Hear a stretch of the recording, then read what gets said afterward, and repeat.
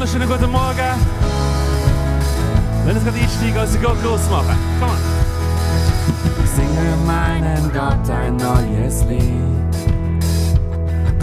Ich sehe deine Wunder und ich sehe den Sieg. Ich strecke meine Hände zu dir aus. Gib alles hin, weil ich dir ganz vertraue. Und ich singe laut, solange ich noch singen kann, ich rufe es aus. Solange ich noch rufen kann, mein Gott ist groß. Mein Gott sitzt auf dem Thron.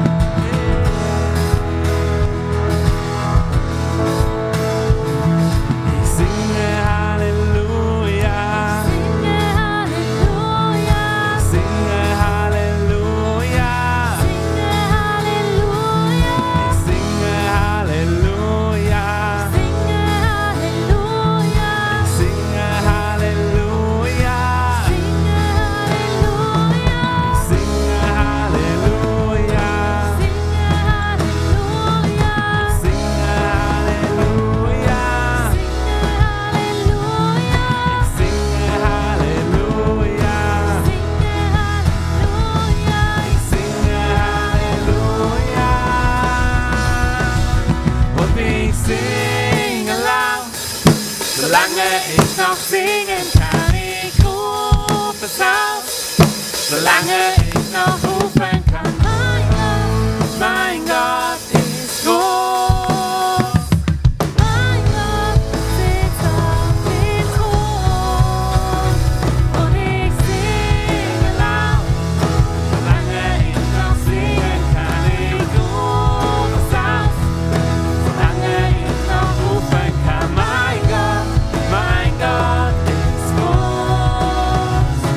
Mein Gott sitzt auf dem Thron und ich singe laut. Solange ich noch singen kann, ich rufe es aus. Solange ich noch rufen kann, mein Gott ist groß. Mein Gott sitzt auf dem Thron.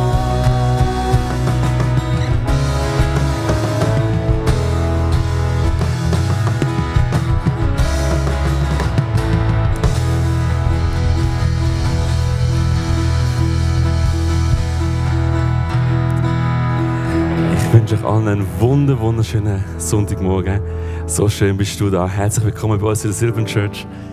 Wir haben einen guten Gott. Und wir glauben daran, dass er für den heutigen Morgen etwas für dich und für mich parat hat. Und wenn du zum ersten Mal da bist, hoffe ich, dass du schon das Welcome-Kube beim Eingang bekommen hast. Sonst kannst du es unbedingt nachher noch holen. Und auch wenn du beim Stream eingeschaltet hast, so schön bist du dabei. Wir wollen uns sogar gross machen. Wir glauben daran, dass er für den heutigen Morgen etwas für dich parat gemacht hat. Darum, lass uns loslegen. Wir haben einen guten Gott, den möchten wir jetzt singen. Come on.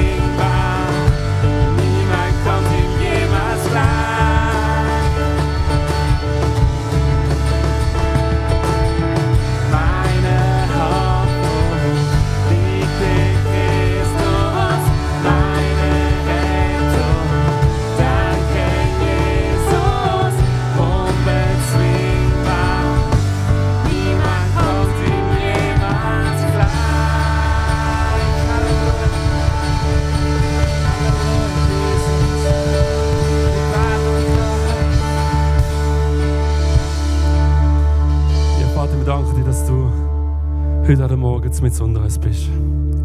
Wir strecken das aus nach dir, nach deinem Reden. Du bist ein guter Gott. Und dich möchten wir anbeten, dich möchten wir groß machen. Halleluja, Jesus. Als wir warteten im Dunkeln, hoffnungslos und ohne Licht, da kommst du geeilt vom Himmel, voller Gnade war dein Blick. Durch die Jungfrau uns geboren, wurde die Verheißung wahr. Er verließ den Thron des Ruhmes, kam zur Krippe dort im Stall.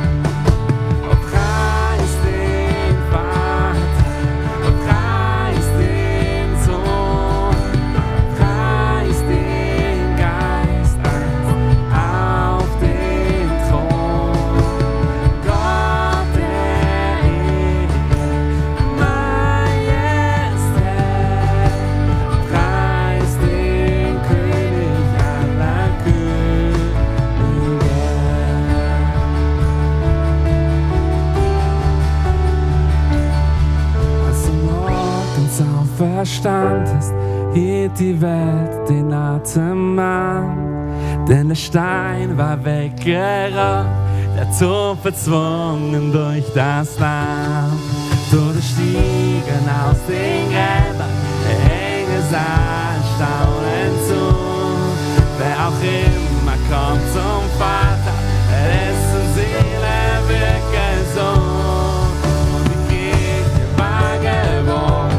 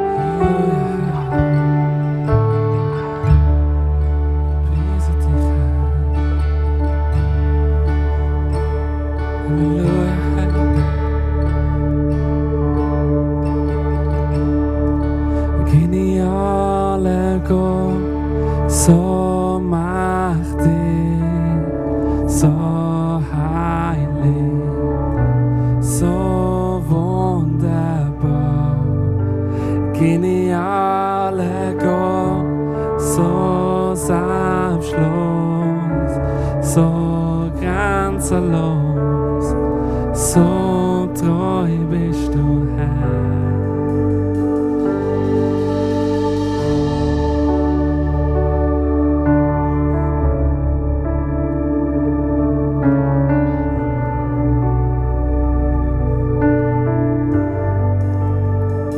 Vater, so stehen wir heute Morgen vor deinem Thron und singen dir zu, dass du ein genialer Gott bist. Dass du ein grosser Gott bist.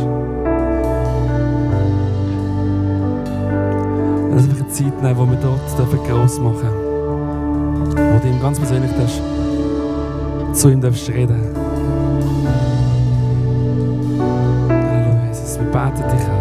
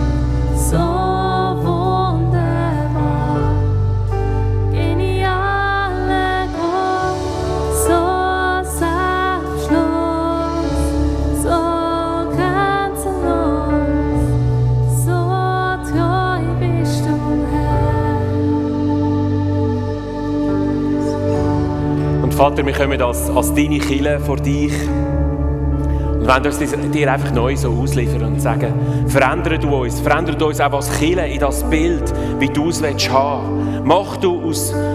Mach du aus uns wirklich dein Bodenpersonal, wo du sagst, hey mal, das sind meine Leute und sie sind so, wie ich sie haben will. Sie sind so, dass sie das widerspiegeln, wie ich bin. Und Jesus, so liefern wir uns dir aus und sagen, red du in unser Leben hinein und wirk du in unser Leben hinein an dem Morgen. Jesus, wir wollen nicht kommen und so selber sortieren, was uns passt und was uns nicht passt und das, was uns passt, dann umsetzen, sondern wir wollen sagen, sprich du Sachen an in unserem Leben und verändere du uns. Danke, Jesus, dass du uns auch so nahe bist und aus uns bessere Menschen machst, weil wir dir ähnlicher werden. Danke vielmals, Jesus. Amen. Amen. Hey, nehmt doch bitte Platz. Mega schön, da dürfen zusammen sein, miteinander dürfen Gottesdienst feiern. Wir sind in einer mega spannenden Predigtserie drin. Sie heisst, was würde Jesus tun? Und wir gehen miteinander durch so ein paar entscheidende oder wichtige Kapitel vom 1. Korintherbrief durch. Und der 1. Korintherbrief ist ein mega spannender Brief, weil der Paulus hat einer Gemeinde geschrieben, die er selber gegründet hat und wo er aber mitbekommen hat, oh, da läuft einiges schief. Und das ist so ein Brief, den er geschrieben hat, so, um die Kirchen in Korinth so ein bisschen wieder auf den richtigen Pfad aufzubringen. Und darum können auch wir mega viel daraus herausnehmen für uns und für unser Leben, wie Kirche soll sein, wie wir sollen sein, wie wir sollen unterwegs sein, was Gott wichtig ist. Ich möchte mit euch heute eintauchen in ein ganz spannendes Kapitel. Ein mega herausforderndes Kapitel, wo etwa alles drin ist, von Inzest bis hin zu Brotrezept. 1. Korinther 5. Ich möchte es euch vorlesen, ist länger, aber hört zu. Da schreibt der Paulus: Mir ist noch etwas berichtet worden. Es gibt doch tatsächlich bei euch so einen unglaublichen Fall von Unmoral, dass er nicht einmal bei denen toleriert würde, die Gott nicht kennen. Einer von euch hat ein Verhältnis mit seiner eigenen Stiefmutter. Und da spielt ihr euch immer noch so groß auf? Solltet ihr nicht vielmehr beschämt und traurig sein und den, der sich so etwas hat zu Schulden kommen lassen, aus eurer Gemeinschaft ausschließen? Ich jedenfalls habe bereits entschieden, was zu tun ist. Denn wenn ich auch nicht persönlich unter euch bin, bin ich es doch in meinen Gedanken. Auf solche Weise bei euch anwesend habe ich folgendes Urteil über den gefällt, der diese schändliche Beziehung eingegangen ist. Im Namen von Jesus, unserem Herrn, sollt ihr eine Versammlung abhalten, ich werde in Gedanken daran teilnehmen und Jesus, unser Herr, wird mit seiner Kraft zugegen sein. Wir werden zusammenkommen, um diesen Menschen dem Satan auszuliefern. Er soll die zerstörerische Macht des Satans am eigenen Leib erfahren, damit er zur Besinnung kommt und an dem Tag, an dem der Herr Gericht hält, doch noch gerettet wird. Ihr habt wirklich keinen Grund, stolz und überheblich zu sein. Habt ihr vergessen, dass schon die kleinste Menge Sauerteig den ganzen Teig durchsäuert? Macht es daher so, wie man es vor dem Passafest macht. Entfernt den alten, durchsäuerten Teig, damit ihr wieder das werdet, was ihr doch schon seid. Ein frischer, ungesäuerter Teig. Ihr seid es, weil der geopfert wurde, der unser Passalam ist, Christus. Deshalb wollen wir nicht mit dem alten, durchsäuerten Teig feiern, dem Sauerteig der Bosheit und der Schlechtigkeit, sondern mit dem ungesäuerten Brot der Reinheit und der Wahrheit. In meinem früheren Brief habe ich euch vor dem Umgang mit Menschen gewarnt, die ein unmoralisches Leben führen. Dabei dachte ich natürlich nicht an Menschen, mit denen ihr zwar in dieser Welt zu tun habt, die aber Gott nicht kennen. Wenn ihr den Kontakt mit allen vermeiden wolltet, die ein unmoralisches Leben führen, geldgierig sind, andere berauben oder Götzen anbetet, bliebe euch nichts anderes übrig, als die Welt zu verlassen. Darum schreibe ich euch jetzt noch einmal unmissverständlich: Habt mit niemand etwas zu tun, der sich zur Gemeinde zählt und trotzdem ein unmoralisches Leben führt oder geldgierig ist, Götzen anbetet, Verleumdungen verbreitet, ein Trinker ist oder andere beraubt. Lasst einen solchen Menschen also auch nicht mehr an euren gemeinsamen Mahlzeiten teilnehmen. Ist es etwa unsere Aufgabe, über die Gericht zu sitzen, die außerhalb der Gemeinde stehen? Seid ihr nicht vielmehr verpflichtet, eure eigenen Leute zur Verantwortung zu ziehen? Über die draußen wird Gott selbst das Urteil sprechen. Schließt also den, der Böses tut, aus eurer Gemeinschaft aus. Was für ein Text. Ich meine, 1. Korintherbrief, oder? 1. Korinther 13. Die Liebe ist sanftmütig, sie ist geduldig. Ich kann nicht einmal jemandem Schuld geben, warum hat man mir den Text zugeteilt, weil ich mache ja die Teilung. Aber eigentlich sind doch genau solche Kapitel spannend für uns. Weil gerade von den schwierigen Situationen, die in der Bibel beschrieben sind, und ich liebe es, wie die Bibel einfach so richtig ehrlich ist, gerade aus diesen Situationen können wir doch mega viel lernen. In diesem Kapitel können wir doch lernen, um was es als Kirche geht. Können wir Gottes Plan kennenlernen, wie wir als Kirche sein sollen. Sie zeigen uns irgendwo durch auch, wie Jesus seine Gemeinde möchte. Und ich möchte aus dem Kapitel so eine Frage herausschaffen. Wie inklusiv soll Kirche sein? Das ist eigentlich eine spannende Frage in der heutigen Zeit, weil es muss ja alles inklusiv sein. Wie ist es denn eigentlich mit der Kirche? Wie inklusiv muss Kirche sein? Schauen wir die Situation mal ein bisschen an, hier in Korinth. Korinth, ganz eine spannende Stadt. Korinth war in der damaligen Zeit eine Weltstadt, ein Handelszentrum aufgrund der geografischen Lage. Das alte Korinth liegt nicht ganz genau dort, wo heute das neue Korinth liegt, aber ganz in der Nähe. ist durch den Handel sehr eine reiche Stadt geworden und auch sehr eine bunte Stadt. Oder heute würde man vielleicht sagen, sehr eine diverse Stadt. Schlagworte, die diese Stadt geprägt haben, waren Stolz. Es war eine stolze Stadt. Wir sind stolz auf unseren Reichtum, auf unsere Leistung, auf unseren Status. Hey, wir sind von Korinth, nicht irgendein Städtchen.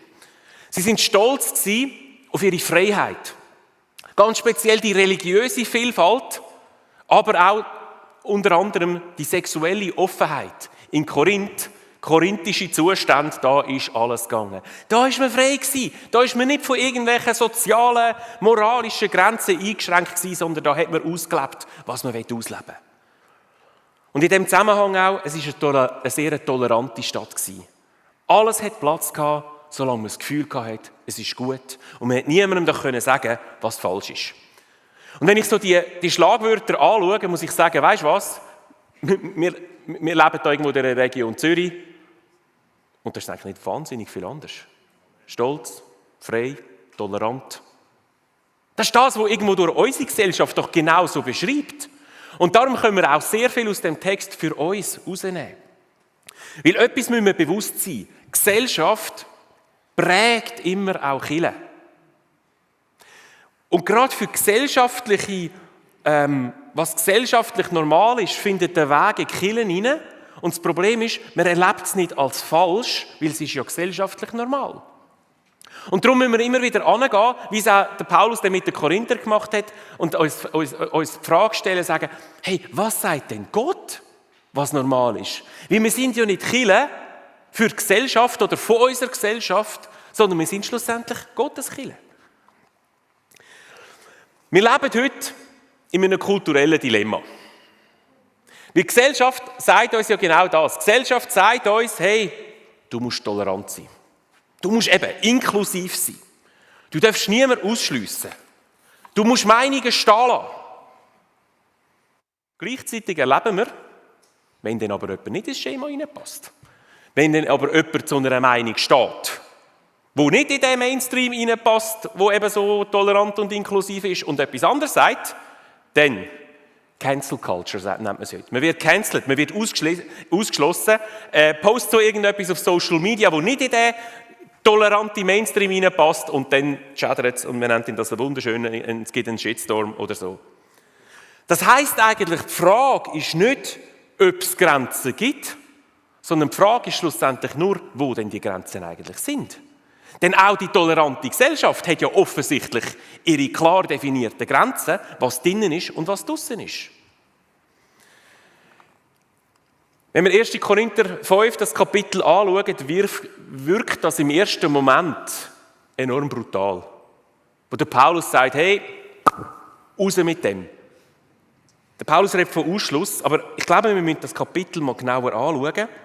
Weil, was ganz wichtig ist, der Paulus redet ja nicht zur Welt, zu Menschen von außerhalb der Kirche und will sie irgendwo durch ausschliessen, sondern er redet eigentlich zu der Gemeinde innen und fordert sie nicht zur Härte auf, sondern in erster Linie zur Demut.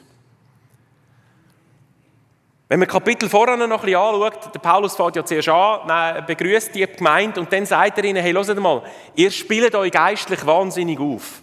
Und ich glaube, die Korinther, die haben wirklich Jesus suchen. Die sind offen gewesen für so ein bisschen mehr für Jesus und gleichzeitig auch immer mehr fürs Übernatürliche. Das kommt dann in den späteren Kapiteln. Noch ein bisschen mehr, je nachdem, wie man es interpretiert, kann man aus dem 1. Korintherbrief herausnehmen, dass die ganze Gottesdienste nur noch prophetisch und in neuen Sprachen irgendwo durchgefeiert haben, wo dann der Paulus sagt, du, aber irgendwo den Kopf dürfen wir im Fall schon auch noch einschalten. Das ist kein Widerspruch. Also es ist irgendwo auf die eine Seite eine hypergeistliche Kirche gewesen, und auf die andere Seite sagt dann der Paulus, du, aber was wird mir da berichtet? Es wird gestritten bei uns. Ihr habt Spaltungen. Und da kommt er dann am Schluss dazu, sagt er, und dann habt ihr so ein Durcheinander, sind aber noch stolz drauf, was für eine hypergeistliche Kirche noch ihr sind. Und eigentlich ruft der Paulus da innen auf zur Demut. Wir finden in dem Text, wenn wir das ein bisschen genauer anschauen, 3 Grundsätze darüber, wie Kirche sein muss. Wie inklusiv Kirche vielleicht auch sein muss. Der erste Grundsatz, den wir da innen finden, Kirche muss Rückgrat haben, weil Jesus Herr ist. In den ersten Versen, da ganz speziell Verse 1 bis 2, beschreibt der Paulus ja eben, ich habe es vorhin gelesen, die Situation von dem Mann, der ein Verhältnis hat mit seiner eigenen Stiefmutter. Und es ist interessant, der Paulus kritisiert da am Anfang gar nicht in erster Linie die Person mit dem unmoralischen Verhältnis, sondern er kritisiert die Kirche. Er sagt, hey Leute, das ist nicht irgendwie ein moralischer Grenzfall, wo man noch sagen kann, ja, das kann man auch so oder so sehen, gibt ja so Sachen, sondern er sagt, hey, sogar die nicht in der Kirche sind, die in der Welt draussen sagen sogar, hey, das ist ja total daneben. Und ihr seid noch stolz darauf, dass ihr das toleriert und ihr seid noch stolz darauf, wie dynamisch und flexibel ihr seid und wie tolerant ihr seid. Ihr seid stolz, dass ihr blinder geworden seid für die Sünde, als es sogar die Welt ist. Was war das eigentliche Problem? Das eigentliche Problem war, die Kirche hat Sünde nicht mehr Sünde genannt. Es ist eigentlich, statt dass ganz klar war, das Verhalten von dem Mann ist weit weg von den Normen Gottes, ist es als normal gesehen worden. Ist es einfach toleriert worden. Und sie sind noch stolz darauf gewesen, dass sie halt eben so eine flexible Theologie oder was auch immer haben. Und das Zweite, wo das Problem war, ist, man hat mit dem Evangelium seine Kraft entzogen. Das Evangelium ist ja die Botschaft davon, dass Jesus eben für unsere Sünde, eben für unser Fehlverhalten am Kreuz gestorben ist. Weißt, Jesus hat nicht einmal ein Problem mit Sünde in der Gemeinde. Wenn Sünde Sünde genannt wird und wir uns ihm dann ausliefern und sagen, Jesus, bitte, ich schaffe das nicht, verändere mich. Da hat Jesus überhaupt kein Problem damit. Für das ist er ja genau am Kreuz gestorben. Aber er hat dann ein Problem, wenn wir sagen, hey, es ist halt so. So bin ich halt. Ich glaube, als Kirche sind wir gerufen, auch in der heutigen Zeit, auch in der heutigen Gesellschaft, Rückgrat zu haben und eine klare Haltung zu haben, dort, wo auch die Bibel klar ist. Kirche, glaube ich, muss offen sein für alle, aber nicht offen für alles. Unsere Kultur, glaube ich, die Kultur der heutigen Zeit, will das in eine andere Richtung drücken. Hey, die Sachen kannst du doch nicht mehr sagen. Jesus ist der einzige Weg zu Gott. Das kannst du doch nicht mehr sagen. Die Bibel sagt zwar, es ist falsch, sexuelle Beziehung vor der Ehe zu haben, aber das kann man doch heute nicht mehr so scharf sehen. Kann man doch heute nicht mehr so sagen. Und weißt du, das Problem ist, es zieht die Kirche rein. Und man ist dann auch stolz darauf, zu sagen, ja, weißt du, wir sind halt nicht gesetzlich. Dankeschön. Kirche braucht Rückgrat und muss für die Werte Gottes einstehen. Der Paulus geht dann auch in den kommenden Vers darauf ein, dass es nicht sein kann, dass jemand, der so lebt, gleichzeitig sich Teil der Kirche genannt werden kann. Er sagt, hey, das geht nicht. Das funktioniert nicht. Er geht dann da sogar so weit und er sagt, hey, so eine Person muss aus der Kirche ausgeschlossen werden. Und da kommen wir natürlich in ein ganz spannendes Thema rein. Wir nennen das Gemeindezucht. Wie funktioniert das? Ganz kurz 2-3 Gedanken dazu. Er sagt dann da, hey, so in solchen Fällen muss es eine Leitungsversammlung geben. Man hat die Kirche dort mal geleitet mit eben so Versammlungen, wo man eben da das ist übernommen worden von der damaligen Demokratie. Man hat die stimmberechtigten Bürger von einer Stadt zusammengenommen, um Entscheidungen zu treffen über eine Stadt. Ekklesia hat man das genannt. Die Kirche macht genau das Gleiche. Man kommt zusammen als Kirche und macht miteinander eine Leitungsentscheidung. Und an dieser Leitungsentscheidung oder an dieser Versammlung hat man dieser Person die Möglichkeit gegeben, umzukehren. Darum schreibt er da, die Kraft Gottes wird vorhanden sein. Und wenn die Person nicht bereit ist, umzukehren, hat man gesagt, hey, du kannst nicht mehr Teil sein von unserer Kirche. Später sagt er, du kannst nicht mehr Teil sein von den gemeinsamen Mahlzeiten, also nicht mehr das Abendmahl miteinander leben, du bist nicht mehr ein innerer Teil der Kirche. Da geht es nicht darum, dass man die Person irgendwo durch verachtet oder nicht mehr mit ihr redet oder weiss nicht was, sondern einfach sagt, hey, schau mal, so wie du lebst, kannst du nicht mehr Teil der Kirche sein. Warum? Der Fall und nicht andere, es war ein schwerwiegender Fall. Also eben sogar, es ist nicht darum gegangen, dass man irgendwo in einem moralischen Grenzfall war, sondern sogar die in der Welt haben gesagt, hey, das geht im Fall nicht. Das Zweite ist, es war andauernd. Also, es war ja noch nicht die Zeit von Social Media, wo du immer sofort alles gewusst hast. Sogar der Paulus, der ganz neu anders war, hat inzwischen schon davon erfahren, was da. Also das muss sich ein Zeitchen angezogen haben. Und das Dritte, es ist offensichtlich eine fehlende Änderungsbereitschaft da gewesen. Weil eben, darum hat ja der Paulus gesagt, macht nochmal das Treffen, gebt dieser Person die Möglichkeit umzukehren. Und nur wenn sie nicht bereit ist, umzukehren, dann müssen sie aus der Gemeinde rausnehmen. Der Ausschluss aus der Gemeinde oder der Gemeinschaft das sagt ja der Paulus da schön, hat das Ziel, dieser Person aufzuzeigen, dass sie daneben liegt und auch aufzuzeigen, dass sie merkt, dass sie da falsch steht. Jetzt schreibt er ja da ganz etwas Interessantes. Er schreibt da, soll sie dort die Person dem Satan ausliefern. Was heisst jetzt das? Das redet nicht davon, dass man jetzt da irgendwie so ein geistliches Ding macht und dann weiss nicht was, die Person verflucht und dem Satan sagt, du, jetzt kannst du mal etwas machen mit der, was du willst, sondern da geht es ich versuche es mit einem Bild zu beschreiben. Sagen, hey, du bist wenn jemand in einem Haus innen ist und die Wärme nicht mehr schätzt, stellt man ihn mal schnell in den Schneesturm raus und sagt, schau mal, so ist einfach kalt und so ist warm. Merkst du, was dir fehlt? Das ist das Ziel von dem. Der Prozess, den der Paulus da anspricht, und das ist auch in der heutigen Zeit, falls so Gemeindezucht-Moment, also wenn es das braucht, hat immer ein Ziel. Das Ziel ist immer Umkehr. Wenn wir in den 2. Korintherbrief hineinschauen, scheint das auch passiert zu sein. Im 2. Korinther 5 bis 11 betont dann nämlich der Paulus, dass er beschreibt nicht genau, ob es die Person war oder nicht, wissen wir nicht, aber er beschreibt dort von einer Person, die sich total daneben verhalten hat, die man ausgestoßen hat, die aber umgekehrt ist und zurückgekommen, beschreibt er nachher der Gemeinde, sagen, hey, und jetzt nehmen die Person wieder auf und jetzt vergebt und jetzt ist im Fall wieder gut. Also hat das offensichtlich funktioniert. Das nur als kurzer Ausflug zum Thema Gemeindezucht. Die Bibel ruft uns als Kirche dazu auf, Rückgrat zu haben. Einstehen für Gott und seine Werte. Nicht stolz sein auf die eigene Verwässerung und die eigene Toleranz, wie es da offensichtlich Korinther sind. Wir können das auch für unser Leben ganz persönlich sehen. Sind wir in unserem persönlichen Leben klar, was richtig und falsch ist in Gottes Augen? Weißt, wir können auch in unserem eigenen Leben wir können tolerant werden. Tolerant werden gegenüber von Sachen, die Gott ganz klar falsch nennt. Und wir tolerieren in unserem Leben, obwohl wir ganz genau wissen, nein, das nennt Gott falsch. Jetzt geht es doch nicht darum, dass wir kämpfen alle mit Sünde. Wir kämpfen alle mit Sachen, die nicht okay sind in unserem Leben. Aber die Frage ist unsere Reaktion. Wenn Gott uns so Sachen aufzeigt, wenn der Heilige Geist uns überführt, wie es die Bibel sagt, was machen wir denn? Sind wir dann einfach tolerant, ja, es ist ja so? Oder liefern wir uns Gott aus und sagen, oh ja, Gott, da hast du recht, da brauche ich Veränderung. Bitte hilf mir, bitte verändere mich, bitte heilige mich, wie die Bibel sagt. Ich glaube, wir brauchen auch in unserem eigenen Leben das Rückgrat, Sünde zu nennen. Wir sehen in dem Abschnitt etwas Zweites, was die Bibel braucht, was Kirche muss haben. Also Kirche muss Rückgrat haben, weil Jesus Herr ist. Kirche muss aber auch Demut haben, weil Jesus für uns gestorben ist. Verse 6 bis 7. Da schreibt er nachher der Paulus, der Korinther, noch einmal, ihr habt wirklich keinen Grund, stolz zu sein. Ihr habt keinen Grund, stolz zu sein, weil, erstens, Sünde zu tolerieren, ist ansteckend. Er braucht dann da, jetzt komme ich eben zu dem Brotrezept, er braucht dann das Bild vom Sauerteig. Kurze Erklärung dazu.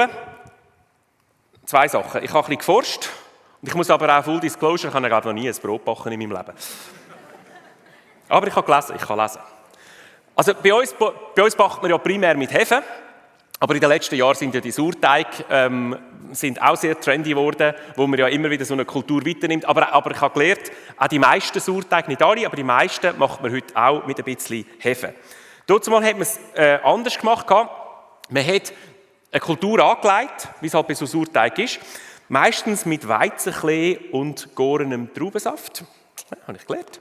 Und das hat man dann in den Teig hineingetan von heute und das hat dann den Teig so durchsäuert, durch das ist er luftig geworden, ist er geschmacksvoller geworden und hat dann, wie man es halt bei Sauerteig macht, hat man wieder vom Teig ein bisschen auf die Seite genommen und braucht für den nächsten Tag.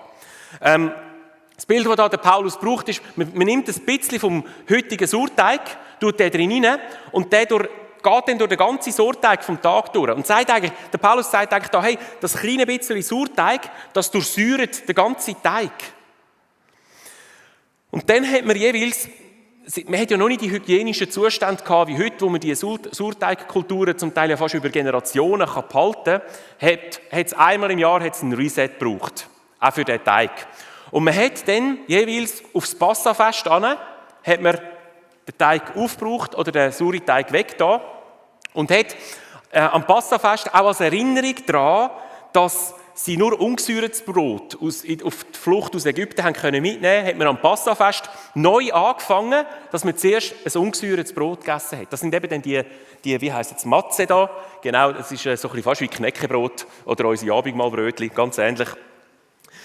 Und hat dann am Passafest das gegessen als Erinnerung und hat dann jeweils wieder neu angefangen mit einer neuen Kultur. Und der Paulus zeigt mit dem Bild von dem Sauerteig verschiedene Sachen auf, wie eben Kirche soll sein. Das Erste, was er aufzeigt, ist, hey, tolerierte Sünde hat Kraft. Tolerierte Sünde hat Kraft in der Gemeinde, tolerierte Sünde hat Kraft in unserem Leben. Es braucht nur ganz ein bisschen Sauerteig, den man reinlässt. Und das durchzieht den ganzen Teig. Und darum, wenn wir zurückkommen zum ersten Punkt, als Gemeinde Rückgrat zu haben, da geht es nicht primär um die anderen. Da geht es nicht primär darum, wie wir als Kirche auftreten gegen raus, sondern da geht es primär um uns. Da geht es primär um unser eigenes Leben. Im Bewusstsein, dort, wo wir in unserem eigenen Leben Sachen tolerieren, wo wir ganz genau wissen, die will Gott angehen. Wenn wir sie tolerieren, wird das einen Einfluss haben auf unser Leben. Er sagt dann, hey, Sünde ist ansteckend. Wir haben überhaupt keinen Grund, stolz zu sein. Und das Zweite, was er durch das Bild, was er in diesem Bild nachher sagt, Sünde zu tolerieren, entspricht nicht der Identität von dem, wo wir sind als Kirche.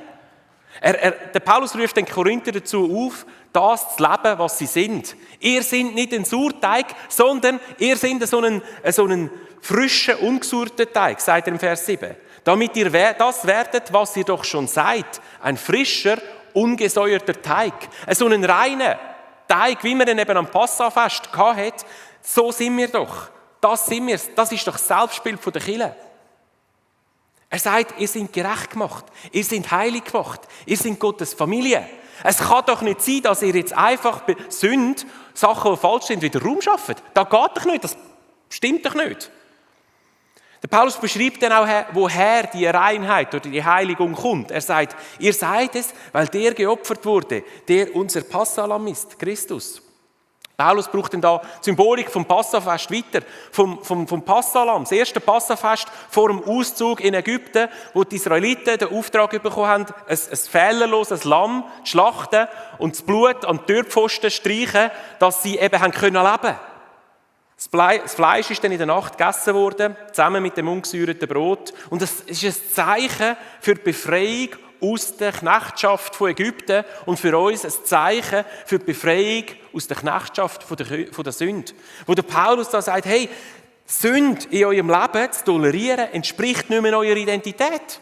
Ihr lebt etwas, wo ihr gar nicht sind. Gleichzeitig sagt er aber mit dem Bild auch, und die Identität, die habt ihr euch aber nicht selber verdient. Es ist ganz allein das Werk von Jesus, der als Unschuldiger eure Schuld auf sich geladen hat. Am Kreuz wird Gottes Befreiung und wird Gottes Gericht sichtbar. Aber wir können uns gar nicht auf diese Leistung einbilden. Darum braucht Kirche Demut. Kirche braucht Demut, nicht weil wir etwas Besseres sind. Kirche braucht Demut, nicht weil wir irgendwo durch eine geistliche Leistung vollbracht haben, dass sich unser Leben verändert hat. Sondern Kirche braucht Demut, wo wir sagen, weißt du was, wir sind alles nur schlimme, miese Sünder mit einem Unterschied. Jesus hat uns die Schuld weggenommen. Jesus hat uns vergeben. Jesus hat uns gerecht gemacht. Jesus nennt uns nicht mehr, Jesus kann uns Gerechte machen. Das ist der einzige Unterschied. Wir haben keinen Grund, stolz zu sein. Wir haben vor allem auch keinen Grund, hart zu sein.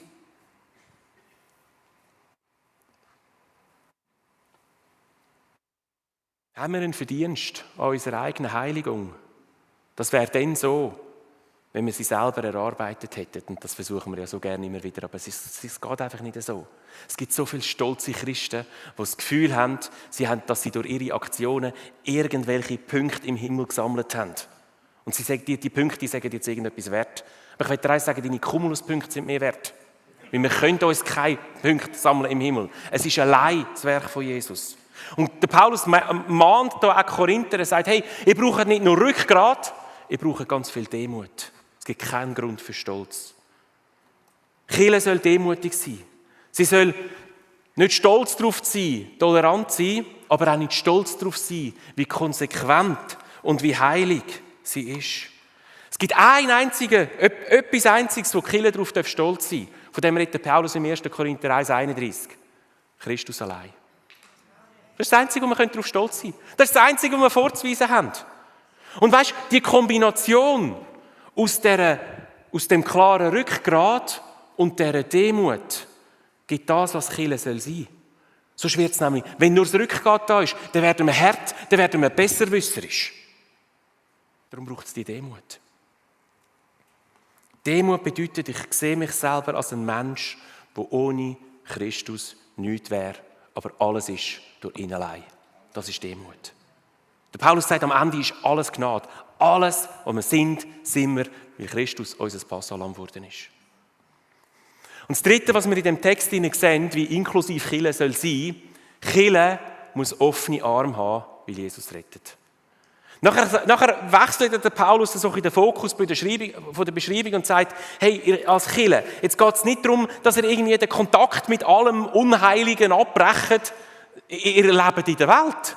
Sonst müsstet ihr ja aus der Welt raus, das geht ja nicht. Es geht darum, dass ihr Ordnung habt in eurem Leben, dass ihr Ordnung habt in eurer Kirche, aber dass eure Arme offen sind für die Welt. Es geht nicht darum, die Welt zu verurteilen, da ist Gott dran. Gott wird richten, aber momentan ist Gott nicht am Richten, momentan ist Gott am Retten. Es geht ihm darum, um Menschen, die sagen, ich gehöre zu Jesus und hartnäckig in Sünde bewusst weiterbleiben. Und so sind wir auch nicht gerufen als Kirche, und das ist mir so etwas Wichtiges, wir sind nicht gerufen als Moralapostel im Fall. Es nervt mich manchmal, für was die Kirche bekannt ist, für was Christen bekannt, wir sind daran bekannt, gegen was wir sind. Wir sind doch nicht gegen, wir sind für. Wir sind für Hoffnung, wir sind für Heilung, wir sind für Liebe, wir sind für Annahme, wir sind für Vergebung. Weil das Moralapostel sein, das ist auch nur ein Ausdruck von Stolz. Wir sind Botschafter von der Hoffnung und von der Heilung. Kirche muss ein Ort sein mit offenen Armen. Kirche muss ein Ort sein, was heisst Sünder willkommen. Wo kaputte Menschen kommen können. Wo verletzte Menschen kommen können. Wo Menschen kommen können, die ein Leben leben, das zu 200% daneben ist. Jesus ist ein Freund von den Zöllner und Prostituierten genannt worden. Ohne, dass er seine Werte verleugnet hat. Ohne, dass er keinen Rückgrat hatte. Weißt du, das ist unser Vorbild. Und das sind wir als Kirche nicht. Er ist ein Freund genannt worden von den Zöllnern und den Prostituierten und gleichzeitig niemand, der zu ihm gekommen ist nicht verändert worden. Der Levi, der Zöllner, was ist? Er ist dieser Liebe und dieser Gegenwart von Jesus begegnet, hat seinen Schreibtisch da verlassen, hat aufgehört zu schiessen und ist Jesus nachgefolgt. Die Ehebrecherin, die sie steinigen wollten, hat nicht einfach nur gehört, wo Jesus sagt, ich verurteile dich nicht, sondern hat gleichzeitig gesagt, okay, und jetzt gang und sündige nicht mehr weiter. Die Einladung der Kirche muss sein, hey, komm, so wie du bist. Aber lerne verstehen, dass dich Gott viel zu fest liebt, um dich zu lassen, wie du bist. Und da sind wir Instrumente dazu. Ich glaube, wir dürfen da immer wieder verstehen, unsere Aufgabe ist Annahme und die Aufgabe vom Heiligen Geist ist Überführung. Und das spielt zusammen. Weißt du, so viele Menschen denken, wenn ich zuerst mein Leben in Ordnung bringe, dann kann ich zu Gott kommen. Aber es funktioniert genau umgekehrt. Wir dürfen zu Gott kommen, damit unser Leben in Ordnung gebracht werden kann. Und das muss der Groove sein, den wir als Kirche haben. Das muss uns als Kirche beschreiben. Das ist das, wo das Kapitel hinzielt. Ich habe es mal so formuliert, Kirche ist nicht ein Museum für Heilige, sondern ein Spital für Sünder. Weißt du, ins Spital gehst du ja nicht zum Krankbleiben, ist ja auch klar, oder? Es ist auch nicht irgendein Sterbehospiz, sondern Kirche muss ein Spital sein, wo kranke Menschen, wo kaputte Menschen, und wir haben so viele von denen, kommen und gesund werden. Das Evangelium sagt, komm jetzt, komm mit deinem Chaos, komm mit deiner Schuld, komm mit deinem Versagen, komm mit deiner Scham.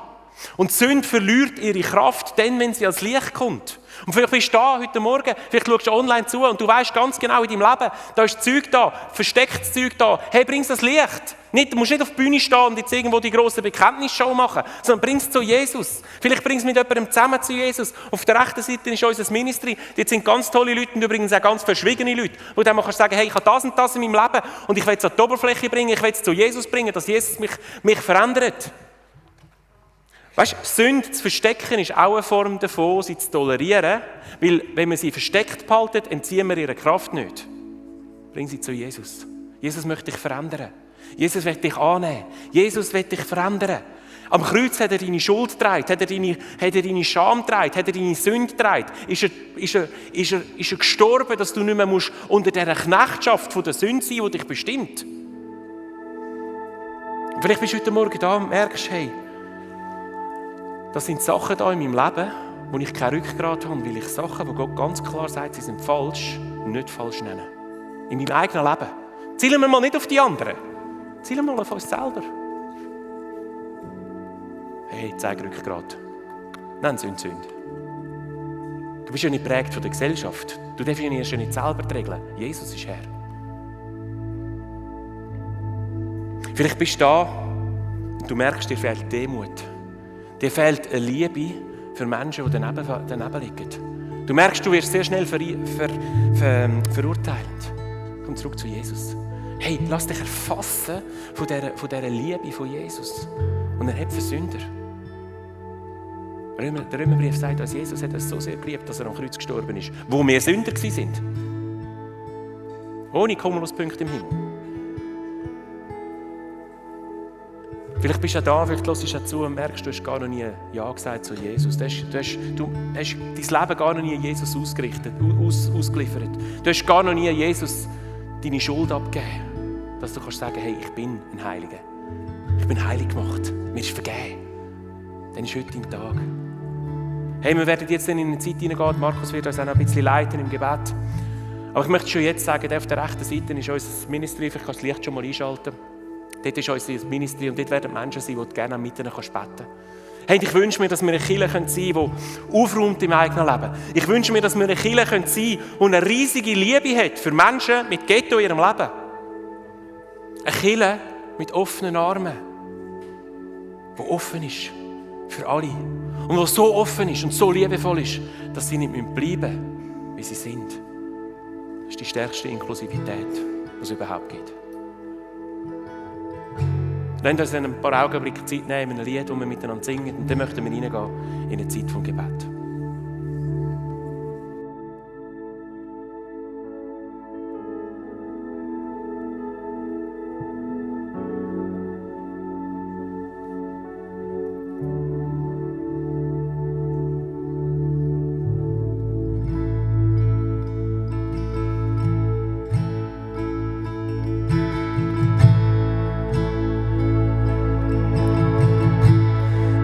Es begegne mir wieder, zieh mich immer näher zu Jesus.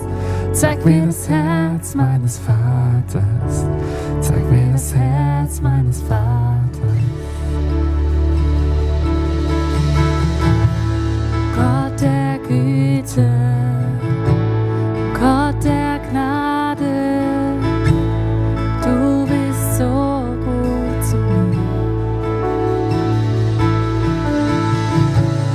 Bist mein Tröster und mein Helfer, Rettung find ich in dir. Herr Geist, begegne mir wieder, zieh mich immer näher zu Jesus. Zeig mir das Herz meines Vaters, zeig mir das Herz meines Vaters. Herr Geist, begegne mir wieder, zieh mich immer näher zu Jesus.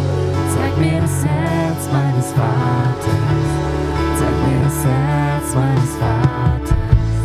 Gott des Sieges, Gott des Durchbruchs, wer kommt gegen dich an?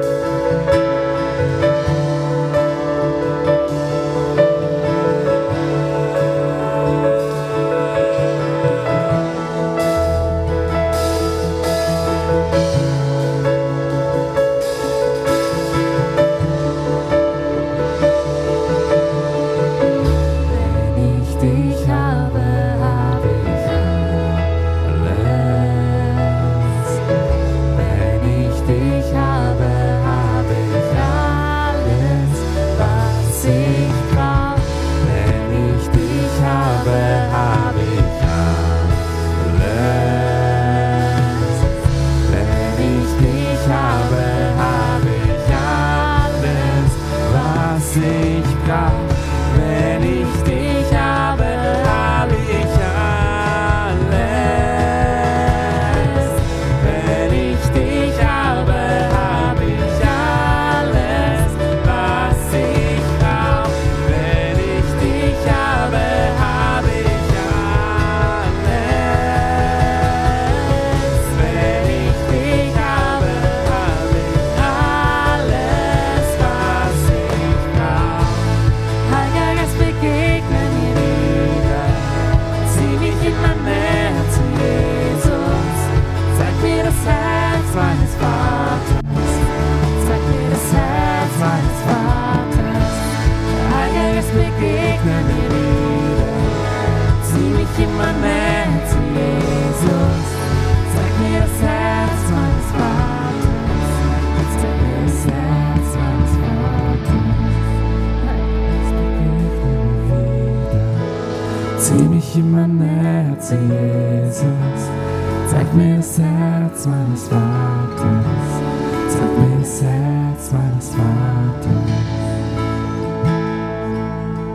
Heiliger Geist, zeig du mir das Herz vom Vater. Und das Herz vom Vater ist offen für jeden. Er lädt jeden ein, ein Teil von seiner Kirche zu werden, ein Teil von seinem Leib zu werden, ein Teil von seinen Kindern zu werden, sogar Kinder Gottes zu werden. Und das ist das Gebet heute Morgen. Heiliger Geist, zeig jedem Einzelnen, der hier in dem Saal ist oder am Stream zulässt, das Herz vom Vater. Das Herz vom Vater, wo sein eigener Sohn Jesus Christus am Kreuz von Golgatha hat sterben lassen, damit jeder, der auf dieser Welt lebt, jetzt und auch in der Zukunft die Möglichkeit hat, das Herz vom Vater kennenzulernen. Das Herz, das sagt, ich gebe alles für dich. Ich gebe alles für dich, damit du die Möglichkeit hast, das Geschenk anzunehmen. Und ich habe den Eindruck, dass heute Morgen auch Leute da sind oder zuhören, die noch nie Ja gesagt haben zu dem Geschenk. Noch nie Ja gesagt haben zu dieser Liebe vom Vater, die er hat für jeden, auch für dich. Du hast bis jetzt alles gehört, was die Kirche, für was die Kirche alles steht und vor allem dagegen steht. Aber ich möchte dir heute Morgen sagen, bist mutig und entschlossen und sag, ich möchte die Liebe vom Vater kennenzulernen. Ich möchte die Liebe kennenlernen und ich möchte Ja sagen zu dem liebenden Gott. Und das kannst du einfach sagen in einem Gebet, so wie wenn du zu jemand anderem redest, so sagst, Vater, wenn das alles stimmt, was ich gehört habe, dann möchte ich wirklich einen Schritt machen auf dich zu und ich möchte diese Liebe kennenlernen. Du weisst, ich bin Sünder. Du weisst, was ich alles falsch mache. Aber du lädst mich ein, dass ich kommen kann, wie ich bin. Aber auch, dass du mich nicht möchtest so lassen, wie ich bin, sondern mich möchtest verändern. Und ich möchte mich in den Prozess hingeben. Ich möchte mehr und mehr werden wie Jesus. Dass ich mich selber annehmen kann, mich selber lieben kann, dass ich den Nächsten lieben kann und dass ich Gott, den Vater, den allmächtigen Gott lieben kann. Und wenn du das jetzt gemacht hast, oder vielleicht auch in der Vergangenheit gemacht hast, dann darfst du wissen, du bist ein Kind Gottes. Gott hat dich angenommen, er hat dich adoptiert, er hat zu dir gesagt, du bist ein Kind von mir, du bist ein Kind von meinem Reich, du bist ein Kind von meiner Kirche. Du bist ein Kind von meiner Gemeinde. Und wenn du ein Ja hast zu Jesus, dann heisst das auch, du hast ein Ja zu der Gemeinde und für all diejenigen, die dort drin sind. Und ich darf dir heute Morgen sagen, du bist ein Teil von dieser Gemeinde, von diesem Leib. Und Gott bindet dich dort ein. Vielleicht machst du kurz die Augen zu und stellst dir vor, wer alles da drinnen ist, der zu diesem Leib gehört. Das sind Menschen, die für dich gebetet haben. Menschen, die jetzt am Betten sind. Menschen, die dir vielleicht schon die Hände aufgelegt haben, dich gesegnet haben. Menschen, die ein gutes Wort haben für dich, ein prophetisches Wort. Menschen, die für dich gebetet haben, wo du krank warst, dir die Hände aufgelegt haben, dich gesalbt haben mit Öl. Das waren Menschen, die dir angerufen haben, wo du in der Not warst. Das sind Menschen, die dir ganz praktisch geholfen haben. Menschen, die wöchentlich mit dir unterwegs sind, in den Kleingruppen im Gottesdienst. Eine Familie Gottes, wo du nicht allein bist, sondern mit ganz vielen unterwegs bist, die in dieser Familie, die in die Familie gehören. Und sag doch jetzt gerade Gott danke für das. Für all die Menschen, die dir ganz wichtig sind. Vielleicht kennst du nur ganz wenig Leute aus der Kirche. Aber sag Gott danke für die. Sag Gott danke für die Leiterschaft, die tagtäglich sich investiert in dein Leben und das Leben von ganz vielen anderen. In die Kinder, in die Jugend, in die Teenager, in die Alten und Betagten, die noch kommen können in den Gottesdienst, die nicht mehr kommen können, die daheim sind. Ein Teil sein von Gottes Kirche ist so gewaltig. Ein Teil sein von dem grossen Projekt, das Gott hat, zu Menschen einzurufen, in sein Leib, zuzurüsten, als seine Brut, die er mal einmal wird zu sich holen. Jetzt auf dieser Erde, aber auch in der Ewigkeit. So gewaltig. Es soll uns erfüllen mit einer Freude, mit einer Begeisterung, dass wir sagen können, Gott, so gewaltig. Danke, dass du mich hier nie nimmst. Danke, dass ich Erkenntnis bekomme über das, was du planst, mit mir, mit uns, in dieser Zeit.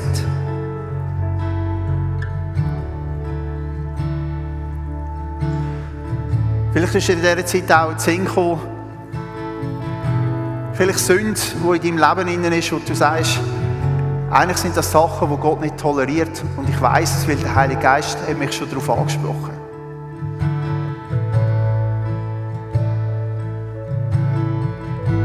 Weißt du, das Vaterherz von Gott sagt, kehr um.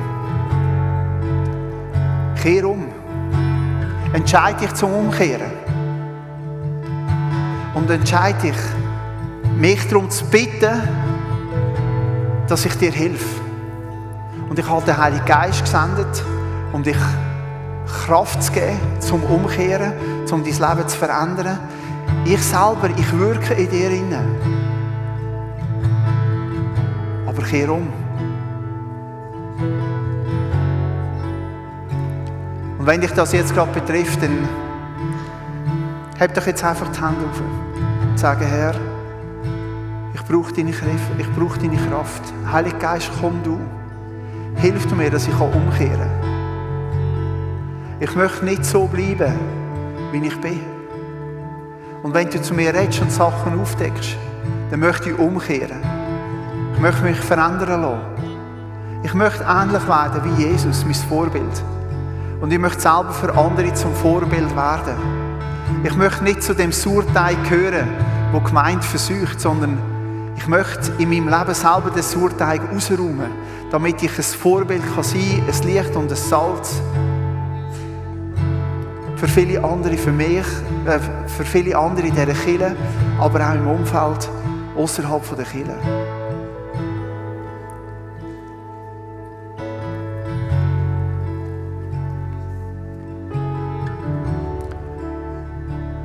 Und wenn Gott dich eingerufen hat in die Kirche, in sein Leib und du Ja gesagt hast,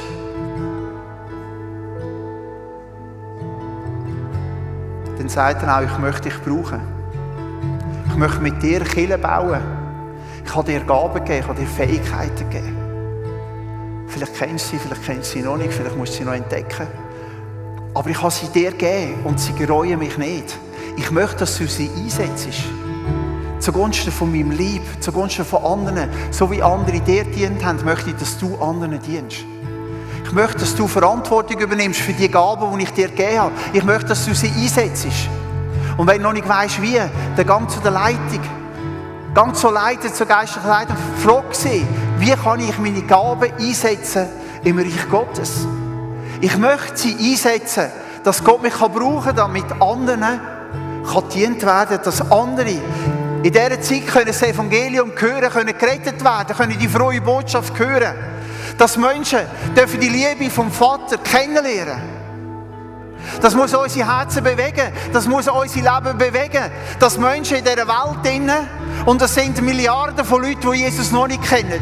Es sind Tausende um uns herum, in unserer Nachbarschaft, die Jesus noch nicht kennen, dass wir sagen, Herr, es muss anders werden. Und die grosse Güte und Barmherzigkeit, die ich von Gott erlebt habe, das muss andere müssen das hören und müssen das auch können erleben. Und wenn du sagst, ich weiss nicht wie, dann frag Gott. Sag ihm, Herr, wenn du jemanden möchtest senden, dann brauch mich. Ich weiss nicht wie, aber zeig es mir.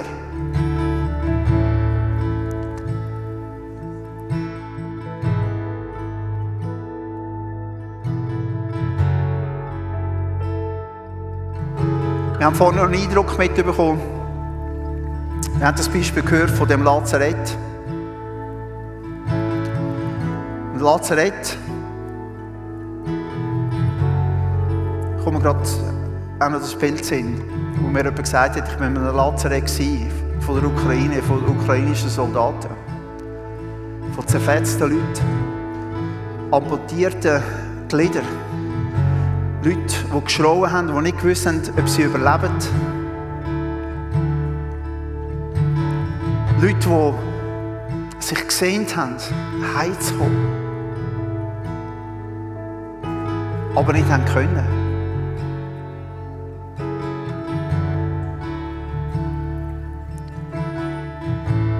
Und das Bild hat gesagt, die Person hat das Bild gehabt und gesagt, weisst du, es sind ganz viele Leute, die werden eigentlich beauftragt, um diesen Soldaten, zu diesen Leuten herzugehen und sie zu pflegen, sie zu ermutigen, sie zu trösten. Aber sie sind im Kaffeeraum und trinken Kaffee.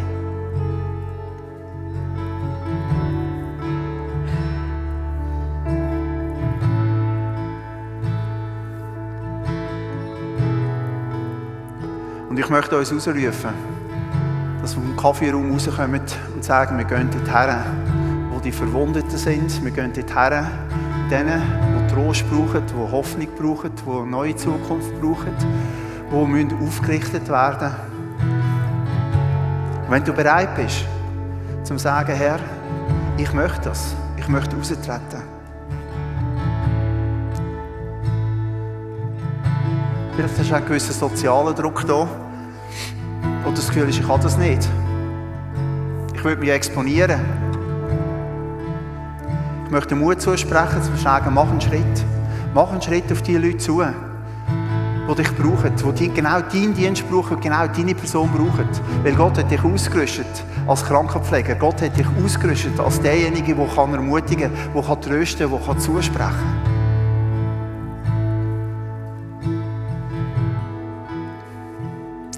Und wenn du sagst, es berührt mich alles nicht, dann bitte ich dich, dass du jetzt einfach die Hand auf dein Herz legst. Und sagen, Heiliger Geist, ich bin so hart geworden in meinem Herz, in meinen Gedanken, in meinem Leben. Ich bin so busy, bin so schnell unterwegs in meinem Leben, dass ich keine Zeit mehr habe, dem eigentlichen Auftrag, den du mir gegeben hast, nachzukommen. Ich sehe es nicht mehr. Verändere mich. Berühre mein Herz. Mach mich demütig, mach mich sanftmütig. Mach mich geistlich offen, dass du zu mir reden kannst. Ich brauche es so sehr.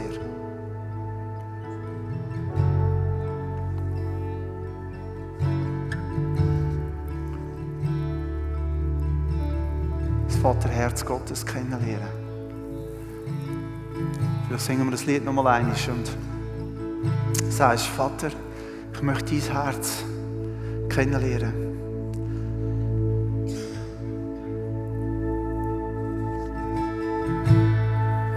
Geist, begegne mir wieder, zieh mich immer näher zu Jesus. Zeig mir das Herz meines Vaters, zeig mir das Herz meines Vaters. Geist, begegne mir wieder, zieh mich immer näher zu Jesus. Zeig mir das Herz meines Vaters, zeig mir das Herz meines Vaters. Wenn ich dich habe, habe ich alles. Wenn ich dich habe, habe ich alles, was ich brauch. Wenn ich dich habe, habe ich alles. Wenn ich dich habe, habe ich alles, was ich brauch. Wenn ich dich habe, habe ich alles. Wenn ich dich habe, habe ich alles, was ich brauch. Wenn ich dich habe, habe ich alles. Wenn ich dich habe, habe ich alles, was ich brauch. Wenn ich dich habe, habe ich alles. Wenn ich dich habe, habe ich alles, was ich brauch. Heiliger Geist, begegne mir wieder, zieh mich immer näher zu Jesus. Zeig mir das Herz meines Vaters, zeig mir das Herz meines Vaters. Heiliger Geist, begegne mir wieder, zieh mich immer näher zu Jesus. Zeig mir das Herz meines Vaters, zeig mir das Herz meines Vaters.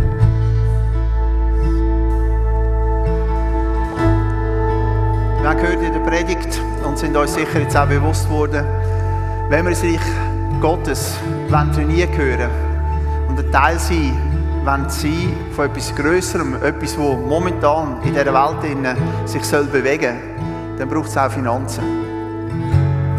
Und das Reich Gottes ist und bleibt freiwillig. Gott lädt ein, freiwillig. Du kannst kommen, freiwillig. Und mit den Finanzen ist es genau das Gleiche. Genauso wie mit unseren Gaben, die wir trainieren wollen, mit unserer Zeit, die wir im Reich Gottes zur Verfügung stellen. Das ist alles freiwillig. Aber ich möchte dich einladen und heute Morgen einfach ein Teil sein von dem, was wir hier miteinander im Limmatal bewegen. Mit den Gottesdiensten, mit der Kinder- und Jugendarbeit, der Gottesdienst, den wir haben mit den Kindern, mit den Teenagern, die Jugend, die sich trifft, separat in Gottesdiensten, mit den Royal Rangers, verschiedenen Stammposten, wo sich Kinder treffen, wo wir das Evangelium austragen, wo wir in den Dörfern sind, mit der Kleingruppenarbeit, wo wir nicht nur uns selber treffen, sondern wo wir auch andere dazu einladen, wo wir wirklich Licht und Salz sein dürfen. Dass du ein Teil bist hier drinnen und dass du sagst, ich entscheide mich, das auch finanziell zu tragen. Ich möchte dich einladen. Du hast die Möglichkeit mit Wind, mit dem QR-Code oder dem QR-Code, der vorne an der Lehne ist von deinem Sitz. Du kannst auch einen Dauerauftrag machen oder wie auch immer. Aber wenn du sagst, ich möchte da wirklich auch reingehen, dass wir uns da auch wieder immer daran erinnern, zu sagen, jawohl Herr, ich will ganz bewusst hier investieren. Ich möchte dir gerade für das beten. Herr Jesus, danke dir, dass du uns so viele Güter gegeben hast auf dieser Erde, dass wir eine der reichsten Nationen weltweit sind. Und du hast uns über die Massen gesegnet. Und Herr, du hast immer gesagt, dass du uns möchtest segnen und dass wir in diesem Segen ein Segen sein für andere. Und ich bitte dich, dass wir jetzt mit diesen Finanzen, die wir hier auch spenden, die wir investieren, dass da wirklich Reich Gottes bauen werden und dass wir zu einem grossen Segen werden dürfen für viele, die in unserem Umfeld sind, in dem Limmatal und Umgebung.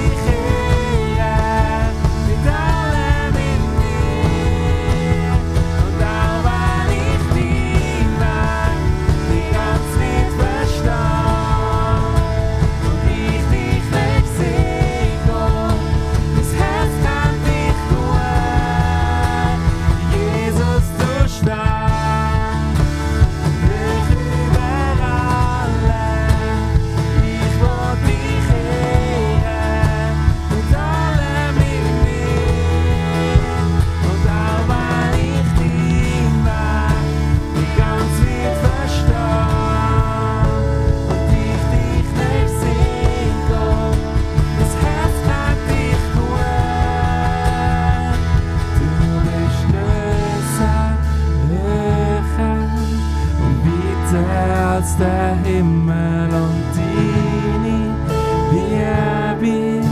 Wir stüfen noch als Meer. Und was du sagst, bleibt für alle Zeit bestehen. Darum heb ich fest an dich, dem Schöpfer von der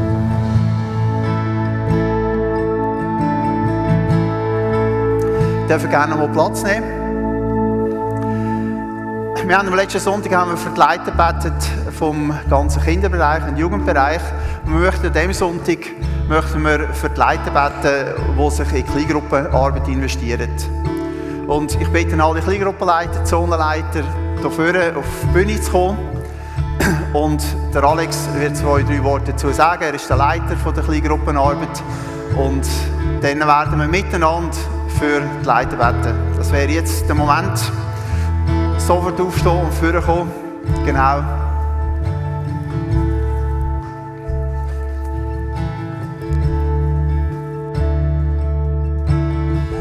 Ja, während da Kleingruppenleiter, Zonenleiter, Gebietspastor, kommen Sie zu mir, ich brauche Nähe. Früher kommen, schauen Sie an, schauen mal die wunderbaren Männer und Frauen, die Kleingruppen leiten.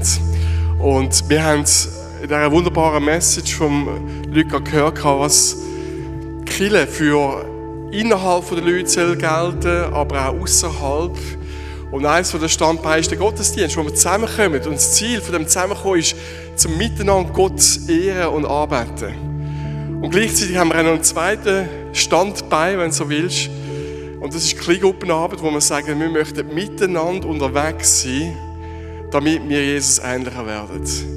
Ich glaube, es ist nicht im Sinn der Bibel, dass wir einfach allein unterwegs sind, sondern dass wir miteinander einander ermutigen und herausfordern. Und uns ist es mal wichtig, dass ihr mal all die wunderbaren Kleingruppenleiter, Kleingruppenleiterinnen, Zonenleiter, Gebietspastoren seht. Ein Applaus. Vielleicht bist du noch in keiner Kleingruppe. Dann such dir jemand aus nach dem Gottesdienst im Verein und sag, hey, du gefällst mir. Oder ich will gerne zu dir in die Kleingruppe kommen. Oder Kleingruppenleiter, die haben ganz eine wichtige Aufgabe. Sie sind der verlängerte Arm von uns Pastoren. Sie sind auch Pastoren, nicht angestellt, aber sie sind auch Hirten, wo es darum geht, mit euch zusammen unterwegs zu sein. Und zwar immer näher zu Jesus hin. Und ich glaube, es ist so etwas Wertvolles, wenn wir miteinander unterwegs sind und können einander ermutigen und herausfordern. Und gleichzeitig es ist auch immer wieder eine Herausforderung als Kleingruppenleiter, als Vorbild vorangehen, nachzugehen, zu ermutigen, herauszufordern. Und wir möchten darum unsere Kleingruppenleiter, Zonenleiter, Gebietspastoren von alt bis jung, oder? Vom erwachsenen deutschen Bereich über das Unlocked möchten wir beten und sie segnen, dass sie vom Heiligen Geist geführt werden. Und ich fände es mega schön, so als Zeichen, wir machen das miteinander, dass ihr nochmal aufsteht. Und ich werde beten für die wunderbaren Männer und Frauen. Und betet doch mit. Segnet sie.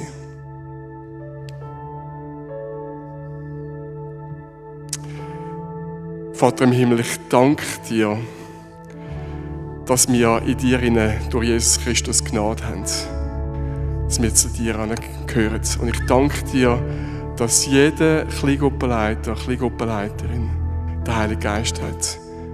Und ich bitte dich, dass du jede einzelne Person erfüllst mit deinem Geist. Komm wieder neu. Wir haben den Heiligen Geist, aber wir brauchen eine neue Nähe, eine neue Leidenschaft, eine neue Fülle, eine neue Begabung, eine neue Befähigung.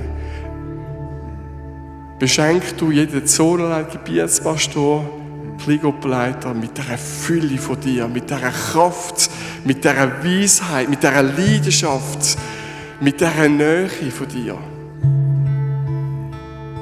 Dass sie ein Wegweiser sind auf dich, Jesus.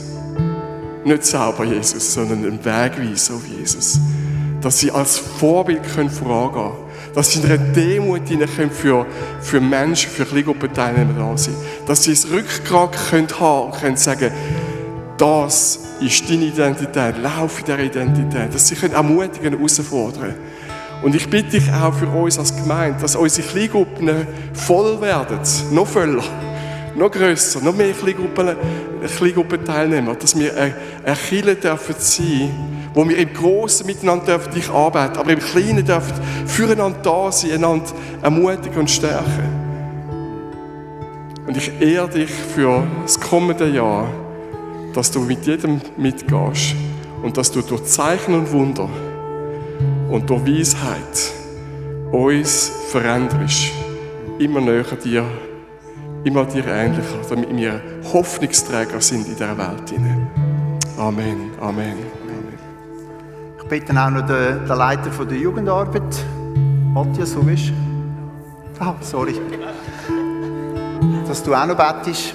Wir sind eine Kirche von allen Generationen, von alt und jung. Wir reden von der älteren Generation, von der jungen. Ist gut.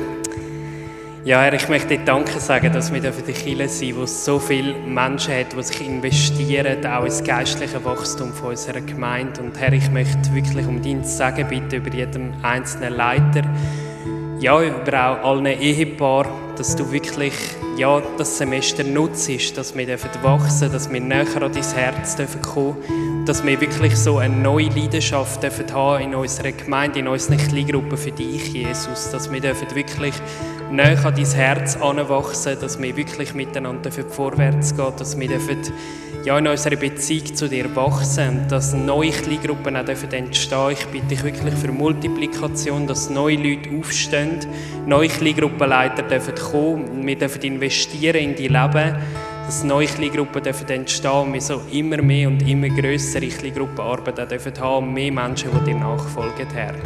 Danke, dass du Wachstum schenkst. Danke, dass du auch bei jedem einzelnen Leiter bist. Wir beten auch für Schutz. Ja, in Situationen, wo daheim vielleicht auch schwierig sind oder wo wir auch Anfechtungen haben, damals, Herr, danke, dass wir wirklich mit dir zusammen alles überwinden dürfen. Amen. Amen.